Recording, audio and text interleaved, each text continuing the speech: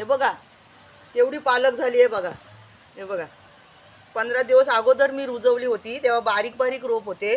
आता किती मोठी झाली आहे बघा. पालक आहे, मुला आहे, राईची भाजी आहे. आता मी काढते जरा मला भाजीसाठी पालकची भाजी.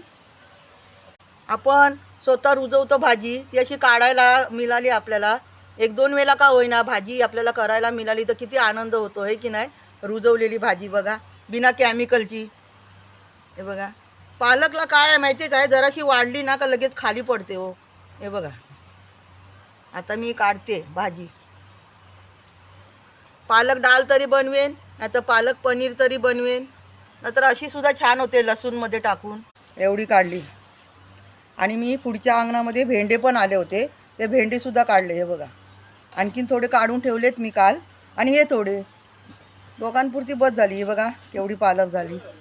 कसे वाटले तुम्हाला माझे व्हिडिओ? आवडले ना कोकणातली व्हिडिओ? छोट्याशा जागेमध्ये मी भाजी रुजवले बिना केमिकलची, शुद्ध हवा. आणखीन काय हवं आपल्याला, होय की नाही? नक्की माझ्या व्हिडिओला लाईक करा, चॅनलला सबस्क्राईब करा. माझ्या चॅनलवरती नवीन असाल तर नक्की माझ्या चॅनलला सबस्क्राईब करा. आणि माझे मोठे व्हिडिओ नक्की बघा. मी रोज संध्याकाळी एक मोठा व्हिडिओ टाकते. आता भेटूया आपण मोठ्या व्हिडिओमध्ये.